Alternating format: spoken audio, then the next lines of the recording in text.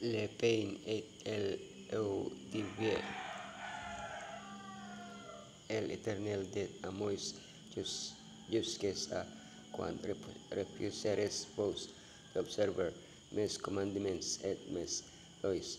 Consideres que el éternel vos a donné le sabbat, c'est pourquoi el vos donne un seizième jour de la nourriture pour 2 jours, que chacun reste à sa place, et que personne ne sorte de lieu où il est au 7e jour, et le peuple se reposa le 7e jour. Enfin, ils avaient franchi la frontière de l'Égypte, ils étaient définitivement en route vers Canaan, la terre où coulent le lait et le miel. Pendant 3 jours, tout semblait parfait, mais les vivres qu'ils importaient amenaçaient comment nourrir 2 millions de personnes dans le désert. Face aux premiers problèmes, les peuples commencent à se plaindre et préféraient être morts en Égypte. Évidemment, leur foi avait besoin de grandir et de s'affirmer.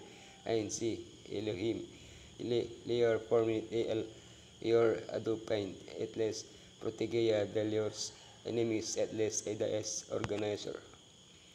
L.A.O. assaillit les pays du ciel, les rochers de Horeb, les mains levées, un bon concile, les peines et L.A.O. dévié, Yeshua. Les peuples hébreux suivaient une école préparatoire en vue de la possession de la terre promise. À nous de même de nous remémorer d'un cœur humble et docile en vue de notre préparation pour la Canaan céleste, les épreuves de l'ancien Israël. El assaillit, ils arrivèrent à Mara, mais ils ne pourrent pas boire l'eau de Mara parce qu'elle était amère. C'est pourquoi l'eau fut appelée Mara. Si Elohim est avec nous, comment quelque chose de mal peut-il nous arriver? Telle semblait être la philosophie du peuple d'Israël après la traversée de la mer Rouge. En trouvant de l'eau non portable, ils se plaignirent que boirons nous. Elohim aurait pu assainir l'eau avant qu'ils en arrivent, mais il attendait le moment opportun. De plus, il demanda la collaboration de Moïse pour faire le miracle, lui demandant de jeter un bois pour assainir les eaux. Elohim vio que nous soyons conscients de sa présence, que nous attendions ses ordres et que nous collaborions avec lui. Si Israël accomplissait les exigences divines, obéissant aux lois que Elohim leur donnait, il pouvait être sûr qu'il serait protégé du mal. Les peines du ciel. Les enfants d'Israël regardèrent et ils se dirent l'un à l'autre que là, car ils ne savaient pas ce qui c'était. Moïse leur dit, c'est le pain que l'Éternel vous donne pour notre jour. L'envie de manger de la viande d'Israël murmurèrent contre Moïse et Aaron, mais en réalité, leur murmure était contre Dieu, Elohim lui-même, qui fut leur problème. Ils oublièrent le passé. Ils se concentrèrent sur les difficultés du présent. Ils perdirent de vue l'avenir promis. Après leur avoir donné des scales à manger, Elohim leur fournit du pain suffisant pour se nourrir tous les jours pendant 40 ans. se peindo sceletaet bremen miraculux aulever du solel il fundait quantité identique chaque jour 6-7 le double tombol le 6 jour le sabat il ni tombait rean el presait in on jour le vendredi et le sabat se conservait le rocher di Horeb voici je dimit general divant tui sur le rocher di Horeb tu frapperas le rocher et il sortira de Elio et le peuple verra et Moïse fit ainsi aux yeux des anciens d'Israël. L'Éternel est il au milieu de nous, au ni est il pas. Elohim ni leur envoyait il pas le pain du ciel. Chaque jour ni fobayen il pas le voir dans la nuée.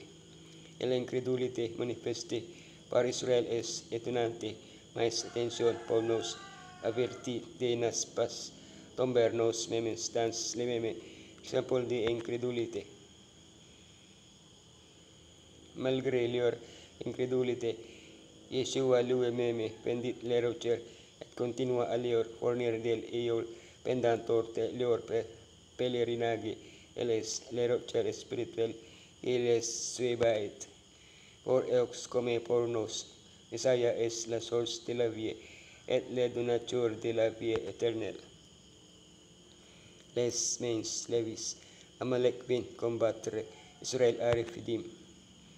Tandis qu'ils avancaient dans le désert, les Amalekites attaquèrent Israël et Moïse demanda à Josué de les défendre tandis que lui, Aaron et Hur montaient sur la montagne avec la verge d'Elohim. Pourquoi les Amalekites attaquèrent ils? Ils avaient attendu que ce que Elohim avait fait en Égypte, mais à contraire des Canaaniens, ils n'ignoraient pas pire, ils se moquèrent de Elohim et le déférèrent en attaquant son people, seulement pour démontrer qu'ils étaient plus forts que lui.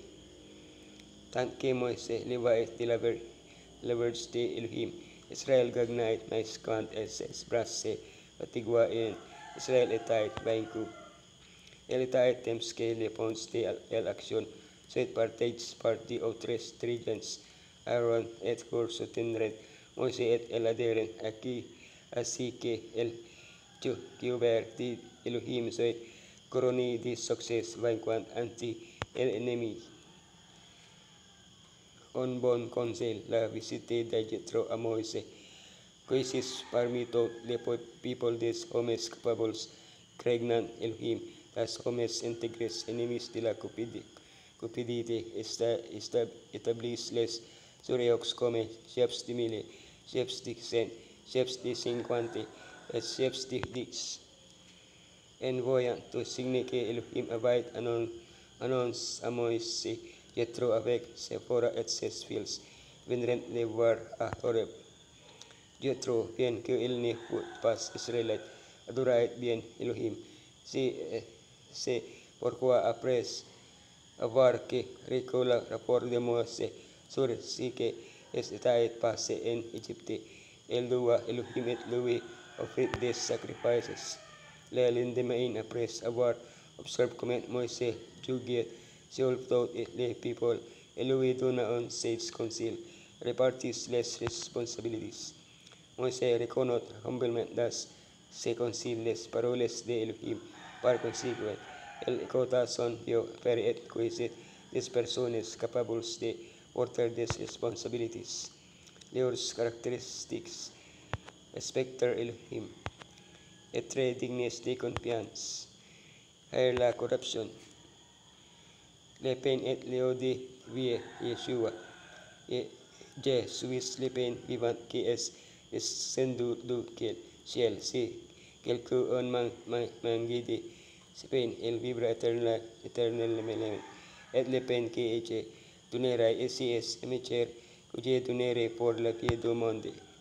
Pour nous que les resiste el Exode pour un écrit pour notre instruction, c'est à dire qu'elles ont une application spirituelle pour notre vie. Ce sont des messages en garde contre la convoitise et l'idolâtrie, impudicité, le fait de tender Elohim et les murmures.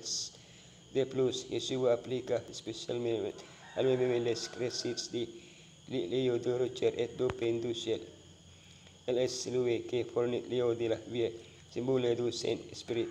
El es le seul que puisse satisfaire notre soif intérieure de paix, de joie et de bonheur. Yeshua dit qu'il est le véritable pain qui est el centre du ciel. Ce pain, c'est sa propre chair, c'est son corps brisé sur la croix pour donner la salut et quiconque le manger, c'est-à-dire el accepter comme sauveur et avoir une relation quotidienne avec lui. Seul Messiah peut satisfaire notre soif et notre faim spirituelle. Le Rédempteur du monde connaît les besoins de chaque ami lorsque nous sommes opprimés et languissants. Il est que si lui qui nous apporte le rafraîchissement spirituel, demandez-le lui, veillez à cela, dans la prépare, il viendra. Yeshua es la pain de vie. Amen que chaque jour, il est el leo de la vie pour l'âme de Siche, el de valiente, et tous peuvent participer à sa grâce. Les sistemes eternos de la terre se ven sauven, ses basins es acechan, mas en Messiah, il est une source vive à laquelle nous pouvons continuellement pousser, que soit à la quantité et nos puissances et que nous transmettons de autres et l'abondance de mieux. Il n'y a pas de danger de pousser la réserve, car le Messiah est la source inépuisable de la vérité. Le pain et l'eau de la vie, la femme samaritane, Jean for Seigneur, lui dit la femme donne rien pour me faire et después es profond. Do ahora tu don sede au vivi estus bon grand que notre père Jacob que nos a donné qui possède qui en le même ainsi que ses fils tropiques. Yeshua lui répondit, quiconque que te ora encore safe. Mas que lui que boira de la o que di donere en ora jamais sof este o que di donera e viandra en lui anni. Sostion que jailra jusque dans le vie internally. Et adhire la mienne fin Seigneur de ne sedi eo e fin qui en el fus et amen. Es merci ici. Amen.